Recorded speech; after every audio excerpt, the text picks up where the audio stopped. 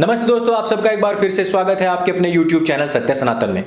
कंगना रनावत ने एक इंटरव्यू में एक बयान दिया जिसमें उसने कहा कि असली आज़ादी 2014 के बाद ही आई है। इतना सा बयान पकड़ करके कांग्रेस उनके ऊपर हावी हो गई है और कुछ भारतीय जनता पार्टी के नेताओं ने भी उनको भला बुरा कह दिया है। ये वही लोग हैं जिन्होंने इतिहास को नहीं पढ़ा है, इतिहास को नहीं जाना है।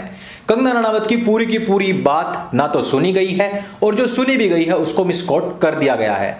उसकी वजह है क्योंकि कंगना रनावत एक अकेली महिला ऐसी हैं जिन्होंने पूरी की पूरी महाराष्ट्र की सरकार के नाक में दम कर रखा है तथा पूरे देश के लिबरांडुओं के पिछवाड़ों पर ग्रीन बम पटाखे फोड़ रखे हैं। वो अलग बात है कि बम नहीं फोड़े हैं क्योंकि बम वाला जो महकमा है वो शांतिप्रिय कौम के पास में है। कंगना रनावत को अभी अभी पद्म पुरस्कार भी मिला है। उनको कई सारे फिल्म फेयर के नेशनल अवार्ड भी मिल चुके हैं, जिसकी वजह से उनकी काफ़ी सारी सस्ती कॉपीज में भी काफ़ी टाइम से हलचल है।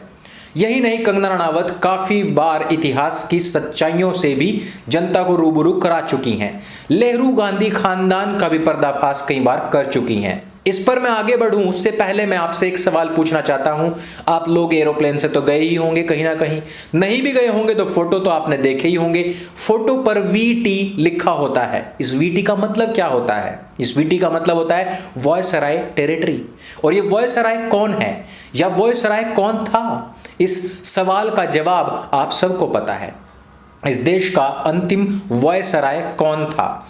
यहां पर जनगण मन अधिनायक जय है किसके लिए गाया गया था?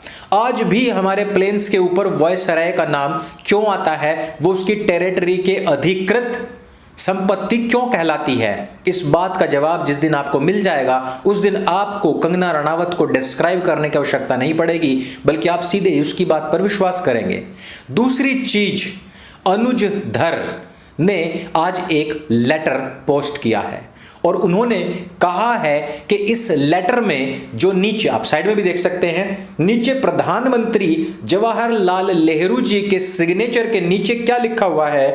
Prime minister of the dominion of India. Dominion का अर्थ क्या होता है? यहां इस लेटर में कहा यह गया है कि अब हम भारत का गवर्नर राजगोपालाचारी जी को नियुक्त कर रहे हैं। उससे पहले कौन गवर्नर था? 1947 से लेकर के 1950 तक, जब तक हमारा खुद का संविधान नहीं बन गया था, उस समय तक हमारा देश एक अधिग्रहण था। ट्रांसफर ऑफ पावर एग्रीमेंट यहां इस देश में हुआ था और ये सारी की सारी टर्म्स इन बातों की ओर इशारा करती हैं। कंगना रनावत की पूरी बात नहीं सुनी गई। कंगना रनावत ने कहा था कि हमारा देश गुलाम हुआ युद्धों के बाद में। पहले गुलाम हुआ मुगलों का क्योंकि हमारा देश युद्धों में हार गया था।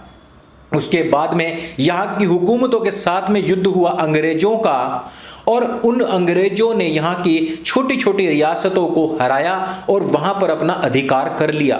लेकिन 1947 में ऐसा कौन सा युद्ध हुआ था जिससे कि हमें आजादी मिली थी? आजादी और गुलामी, ये दो चीजें जो हैं वो युद्ध में हारने के बाद गुलामी और जीतने के बाद में उनको अपने ऊपर राज करने वाले लोगों से आजादी मिलनी थी। लेकिन 1947 में कोई युद्ध नहीं हुआ बल्कि नरसंहार हुआ। उस नरसंहार के बारे में बात नहीं की जा रही, केवल यह कहा जा रहा है कि आजादी मिली है। जब किसी व्यक्ति को, किसी जीव को, किसी पक्षी को, किसी को भी कोई आजादी मिलती है तो उसके बाद में उसका मन आह्लादित होता है, वो जश्न मनाता है। लेकिन क्या भारतीय लोग उस समय पर जश्न मना रहे थे? उस समय पर हम जश्न नहीं बल्कि हम मातम मना रहे थे। हमारे चारों ओर लाशें और खून बिखरा पड़ा था। ट्रेनें लाशों से भर करके आ रही थी। हमारे घरों में, हमारे मंदिरों में आग लग रही थी। हमारे अपने प्रियजन इधर उधर बिखरे पड़े थे। हम उनकी लाशें चुन रहे थे, ढूंढ रहे थे। इस तरीके का माहौल उस समय पर बना था जिसको कि आप 15 अगस्त 1947 का नाम देते हैं, आजादी के दिन का नाम देते हैं। वो दौरान ऐसा था कि जब हम दुखी थे, ना कि आह्लादित या उमंग में थे, तो हम उसको आजादी कैसे कह सकते हैं?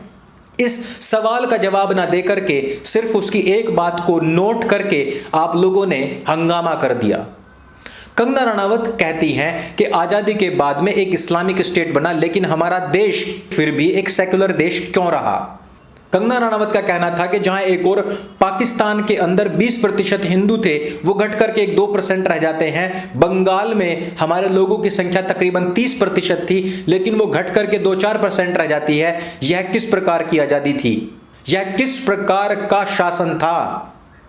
यही नहीं, जवाहरलाल नेहरू इस बात को छिपाते रहे कि इस देश के प्रथम प्रधानमंत्री सुभाष बाबू थे। इतिहास से उनका हर एक पन्ना उखाड़ करके फेंक दिया गया। यही नहीं, उनको डिमीन करने के लिए उनके परिवार को भी कभी आगे नहीं आने दिया गया। उनके जितने भी दस्तावेज थे आज तक उनको छिपाया गया। अब हम 2014 के बाद की आजादी की बात करते हैं। 2014 के बाद में थोक में उन सभी कानूनों को निकाल बाहर फेंका गया जिनसे अंग्रेजियत की बू आती थी। हालांकि अभी भी कानून ऐसे बचे हुए हैं, वो भी साफ होंगे ऐसी हमारी उम्मीद है। लेकिन आजादी इसी प्रकार से आती है कि जब गुलामी की कुछ जंजीरें तोड़ करके फेंक दी जाएं। आजादी हमें मिली उस गिरोह से जो अपने लोगों को उठाकर पुरस्कृत कर देता था और भारत का सर्वोच्च सम्मान प्रदान कर दिया करता था।